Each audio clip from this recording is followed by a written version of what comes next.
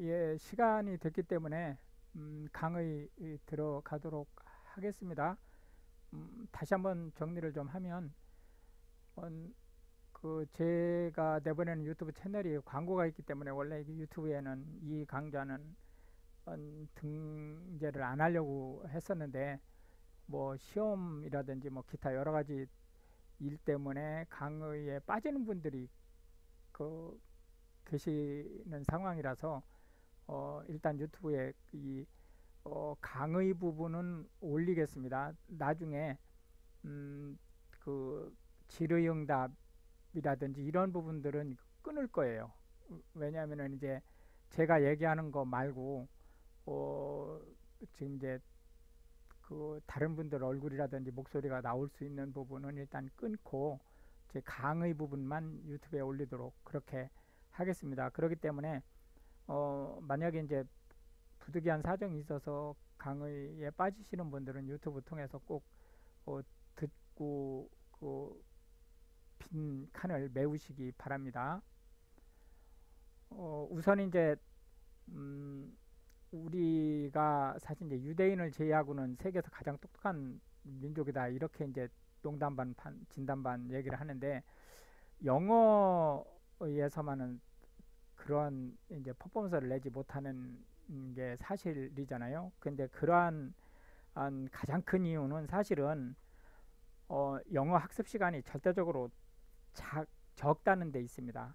제일 큰 문제는 이제 많은 분들이 사실은 그 커리큘럼을 보면 영어 학습 시간이 다른 과목에 비해서는 많잖아요. 사실은.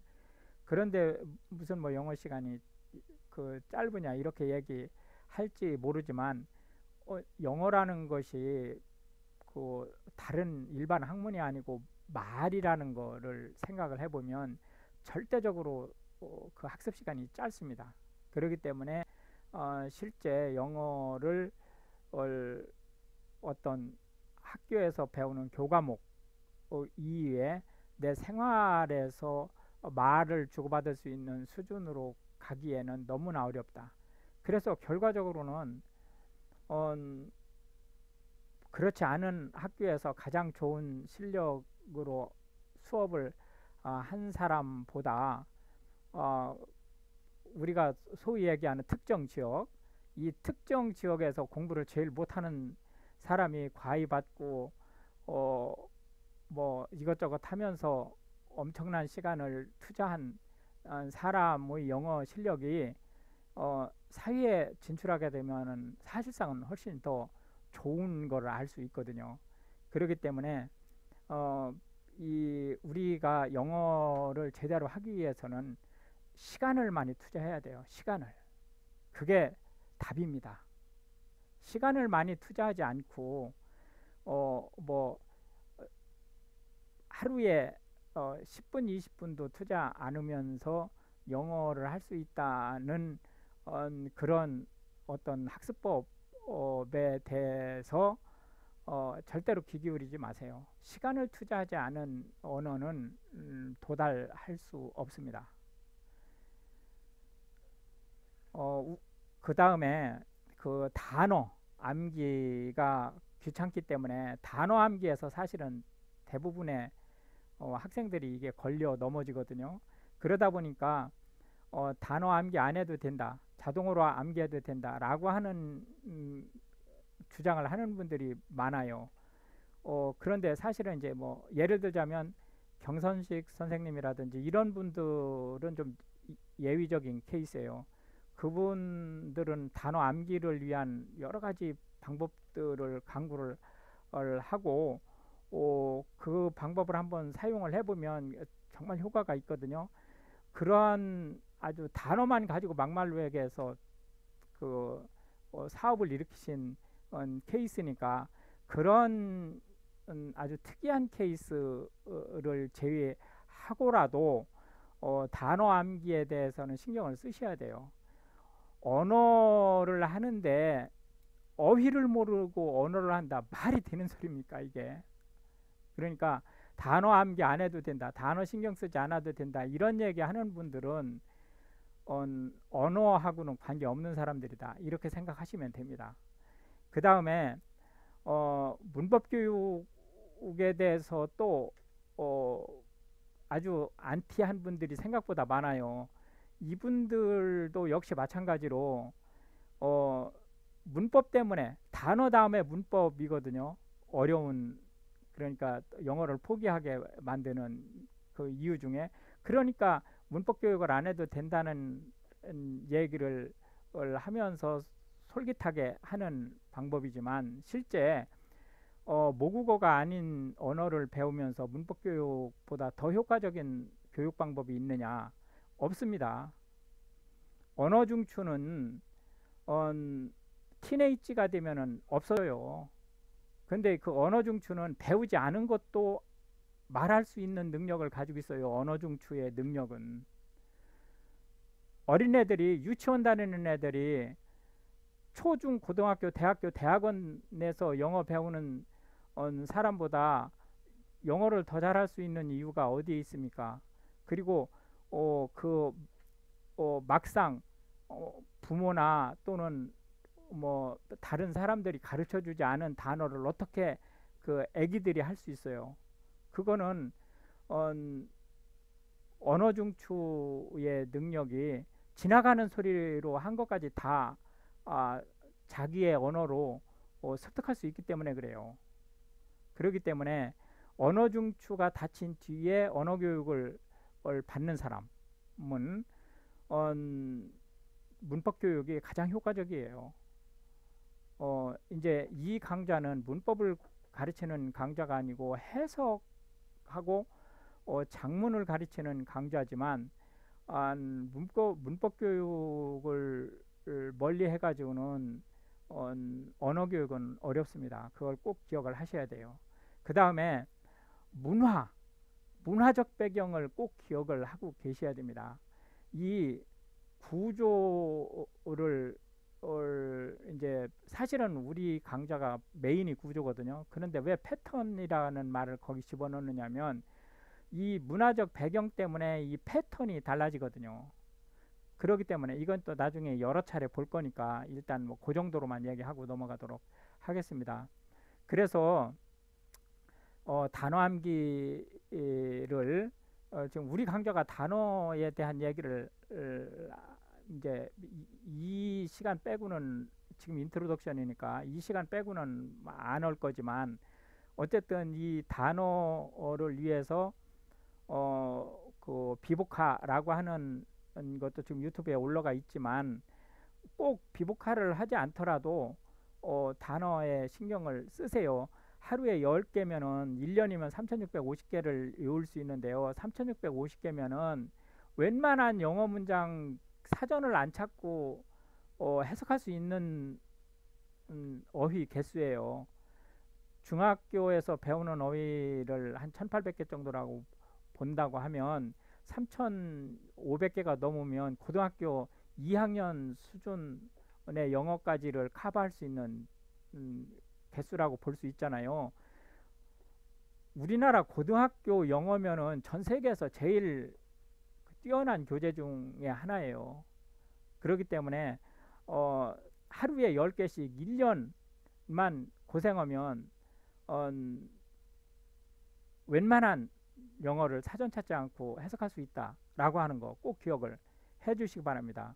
그 다음에 문법에 대한 이야기 다시 한번 하겠는데요.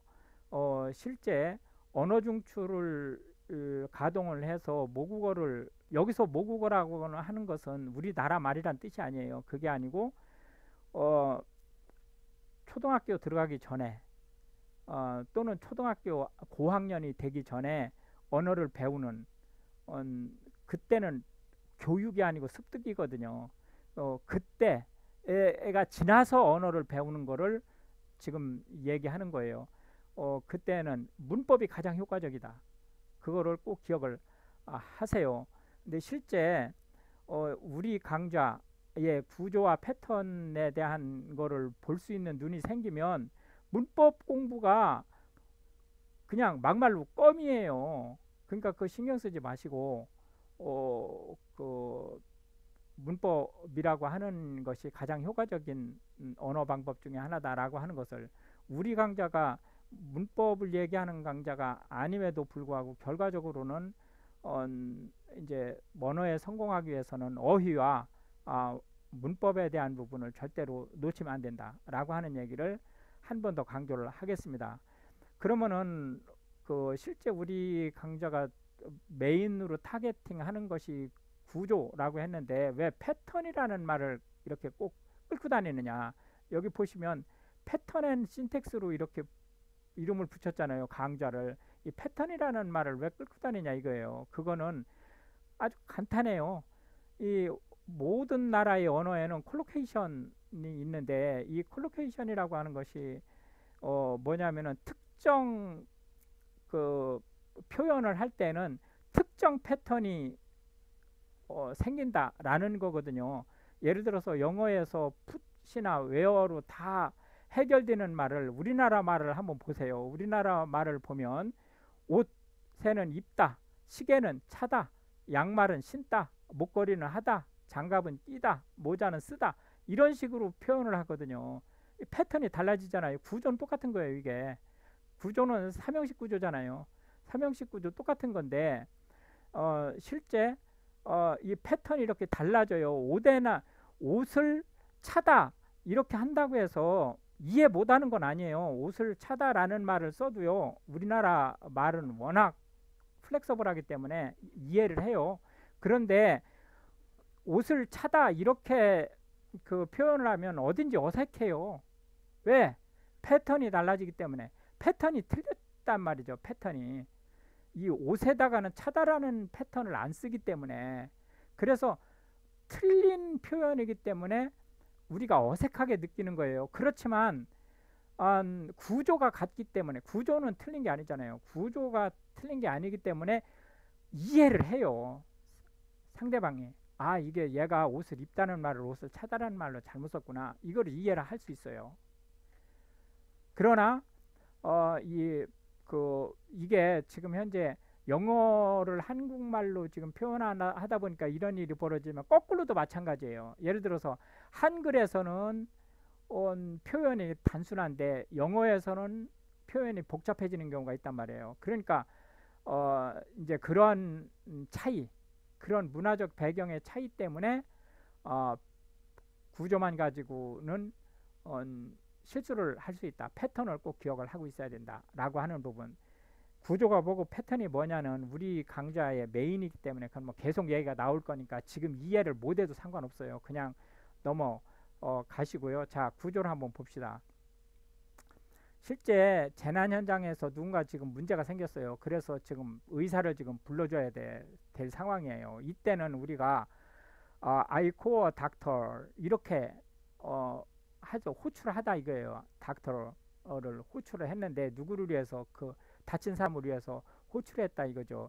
이럴 때에 이 기본적인 구조가 I와 이 닥터과 이 심, 여기가 지금 다 다른 사람들이에요. 이렇게 다 같지 않은 사람들이에요. 이때 이 구조하고 여기서 밑에서 한번 보세요. I call him a doctor 이렇게 하면은 낸 글을 박사라고 부른다 이런 얘기잖아요. 내가 이 사람 왜냐면 이 사람이 뭐 이것저것 정말 박학다식하기 때문에 내가 실제로는 박사 학위를 가지고 있어서 박사라고 부르는 게 아니고 박학다식하기 때문에 내가 박사라고 불러주는 거예요. 이런 식의 기본 틀 이때에 여기에 명사가 나오고 여기에 동사가 나오고 여기에 명사가 나오고 그 다음에 명사가 나온다. 이러한 틀이 우리가 얘기하는 구조예요. 이 뼈대, 말에 대한 뼈대를 이 구조를 모르고 언어, 이게 영어를 얘기하는 게 아니에요. 언어를 하게 되면 엉뚱한 언어를 하게 된다는 거예요. 이 구조를 모르고 하게 되면.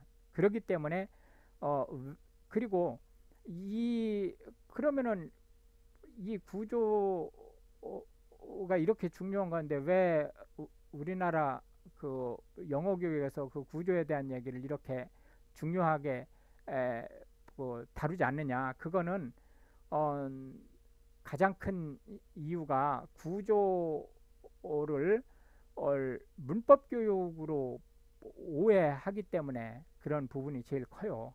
물론 더 구체적인 이유는 몇 가지가 있긴 하지만 그게 자칫 잘못하면은 이제 그 불편한 사람들이 생길 수 있으니까 그건 넘어가는 거로 하겠습니다.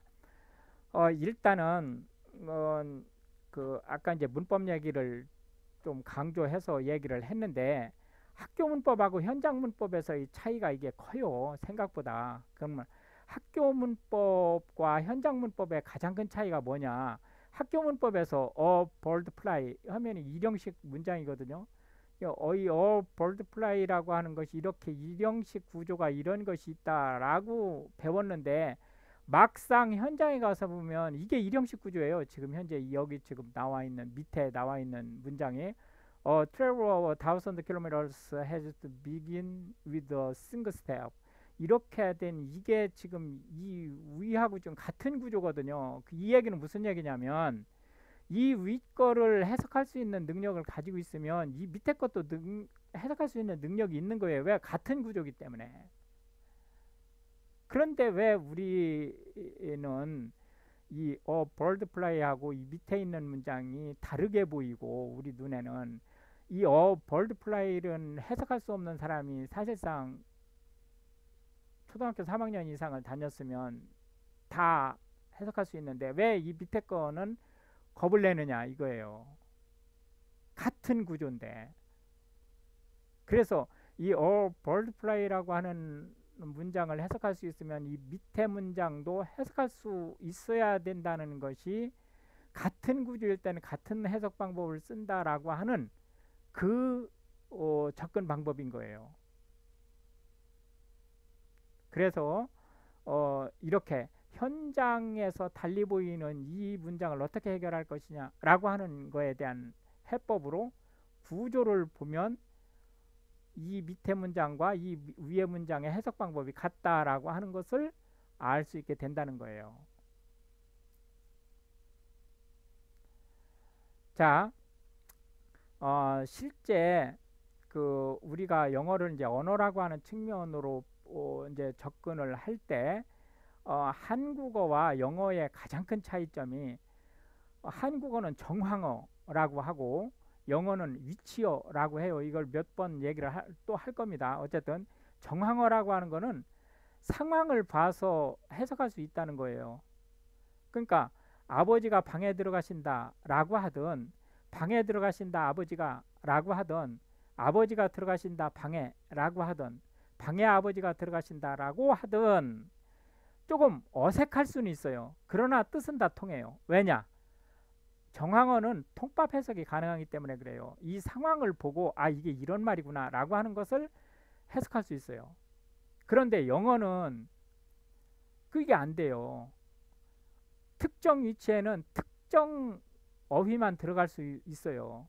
특정 위치에 다른 어휘를 쓰면 이상해지고 그게 이상해지는 게 지금 이것처럼 우리 한글에서처럼 이상해도 해석할 수 있는 그런 게 아니에요. 영어에서는 위치가 바뀌면 해석이 안 돼요. 그래서 구조가 반드시 체크돼야 된다라는 거예요. 자, 한번 보세요.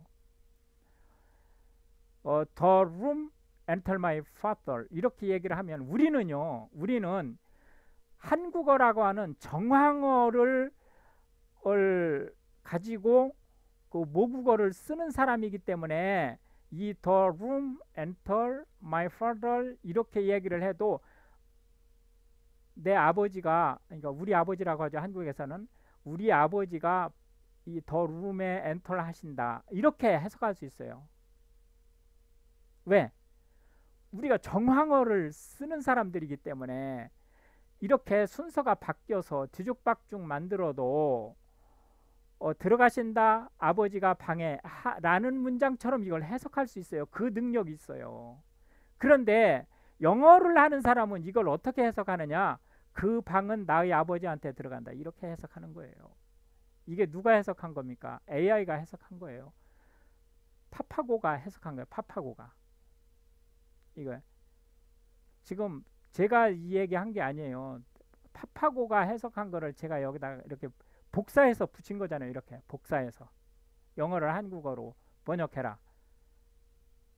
이렇게 더 룸이라고 하는 것이 맨 앞에 등장을 하면 영어를 듣는 사람은 얘를 주어로밖에 해석을 안 해요.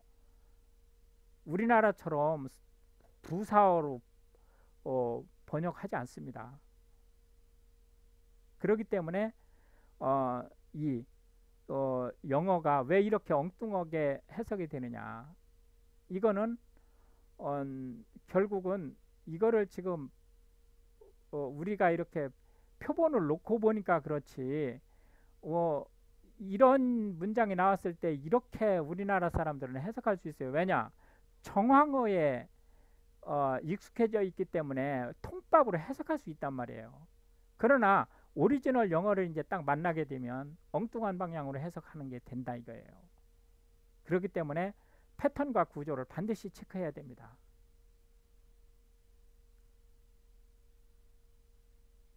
그래서 영어의 특징은 뭐냐면 약속한 위치에 특정 어휘만 쓸 수 있어요. 그건 또한 거꾸로 그 영어로 쓰인 문장은 특정 공식에 따라서 해석을 해야 된다는 거예요. 그래서 영어는 이게 위치어기 때문에, 정황어가 아니기 때문에 수학처럼 공식에 따라서 해석을 해야 된다는 거예요. 이 공식을 어기면 조금 전 해석처럼 되는 일이 벌어져요. 이렇게 문제가 발생을 할 수 있어요. 그렇기 때문에 수학 공식처럼 영어는 그 구조와 패턴에 따라서 공식이 있다. 그 공식대로 해석해야 된다라는 거예요. 그거를 꼭 기억을 하셔야 됩니다. 영어 구조의 공식을 보면, 이거 이제 자세한 것은 이제 강좌에서 설명을 드릴 거예요. 지금은 이해 못해도 상관없습니다. 우리가 V1 구조다라고 얘기를 하는 것은 문법에서 제1형식 문장이다 라는 말과 같은 말이에요. V2 구조다라고 표현을 하면 문법에서 2형식 문장이라는 말하고 같은 말이에요. V3 구조다라고 하면 3형식 문장이라는 말이고, V4 구조다라고 하면 4형식 문장이라고 하는 말하고 같은 말이다. V5 구조다라고 하면 5형식 문장과 같은 얘기다. 이 구조는 학자에 따라서 심지어는 거의 한 1000개 가까운 구조를 분석하는 사람들도 있어요. 그런데 실제로 이 구조는 이 5가지로 충분해요. 5가지로 퍼펙트하게 해석할 수 있습니다. 이 5가지 구조로. 그러니까 구조는 이제 학자에 따라서 이 5개 구조만 가지고 된다라는 사람부터 시작해서 뭐 수십 개에서 수백 개에 이르기까지 다양하지만, 우리는 이 5개로 모든 것을 끝낸다. 이렇게 이제 보시면 되겠습니다.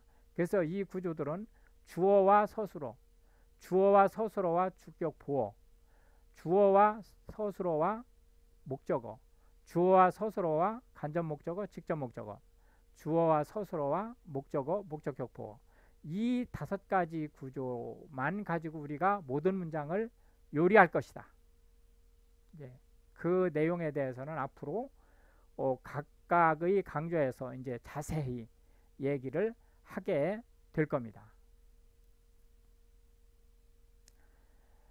다음에 이제 이 강좌에서 왜 구조를 B1에서 B5 이렇게 B1에서 B5로 표시하느냐, 그거는 이 구조가 동사의존적이기 때문에 그래요. 동사의존적이기 때문에 이렇게 표시하는 거예요. 이게 B가 동사를 뜻하는 거잖아요. 1형식 동사에서 5형식 동사 이렇게 표현을 하는 거죠. 그래서 우리는 구조 분석을 언제 하느냐, 동사가 출현하면 구조 분석을 하는 거예요. 동사가 출현하지 않으면 구조 분석을 안 합니다. 그래서 B1에서 B5 이렇게 표시한다. 물론 이제 특히 고영어나 또 이제 학문적 영어가 아닌 뭐 신문이라든지 인터넷이라든지 이런 데서 나오는 영어들은 그 동사가 빠져 있는 표현이 있을 수 있어요. 그럴 경우에는 빠져 있는 동사를 추측해서 이제 문장을 만들어야죠. 그때 구조 분석 당연히 하죠. 그러나 빠져 있는 동사가 이거다라고 가정하고선 분석하는 거기 때문에 그때도 역시 마찬가지로 동사를 베이스로 구조를 분석하는 거예요. 그리고 영어 구조 분석을 할 때 동사를 베이스로 하는 가장 큰 장점은 어떤 부분이냐면 동사는 잘 바뀌지 않고 새로운 동사가 잘 만들어지지 않아요. 100년 전 동사하고 지금 동사가 비슷해요. 똑같진 않지만 거의 비슷해요. 그런데 명사는 아니에요. 명사는 하루에도 수백 수천 개씩 만들어져요. 그렇기 때문에 동사를 베이스로 해서 구조 분석을 하는 것이 훨씬 더 탄탄하다. 그리고 흔들리지 않는다. 이렇게 보시면 되겠습니다. 일단은 지금 현재 이 그 슬라이드는 강좌 슬라이드는 사전에 올라갑니다. 사전에 블로그.naver.com에 elgift라고 하는 그 블로그로 올라갈 거고요. 그 다음에 매주 월요일 날 20시에 이 강의가 있는데 이 강의가 끝나면 그 이튿날 새벽 12시에 올라갈 거예요. 앞에 질의응답 하기 직전까지의 강좌 부분에 대해서 그 다음에 이제 각종 어떤 내용도 이해가 안 되는 부분 그리고 헷갈린다든지 좀 더 자세히 알고 싶다라고 하는 부분은 무조건 이메일로 질문을 해주시기 바랍니다. 그냥 넘어가시면 안 돼요. 아무리 사소한 거라도 다 이해를 하고 넘어가시기 바랍니다. 그 다음에 이제 나중에 이제 강좌 중에 다시 한번 얘기를 하겠지만 해석을 할 때 초기에는 무조건 단 하나의 단어도 빠뜨리지 말고 그 다음에 의역할 생각하지 마시고 있는 그대로 해석하세요. 사전에 나와 있는 내용으로. 아까 나왔던 bird fly 이러면은 나중에는 우리가 이걸 새가 난다 이렇게 번역을 할 거예요. 그렇지만 지금은 그렇게 해석하지 마시고 어떻게 해석한다? 한 마리의 새가 난다 이렇게 해석을 하라는 거예요. 단 하나의 단어도 빠뜨리지 말고 해석하세요. 익숙해질 때까지. 의역하려고 생각하지 마시고 사전에 나온 대로 해석하시기 바랍니다. 네, 일단 이제 지금 여기까지는 일단 그 유튜브에 올라갈 내용으로 끊고 이제 그 질문은 요거 다음부터 받겠습니다.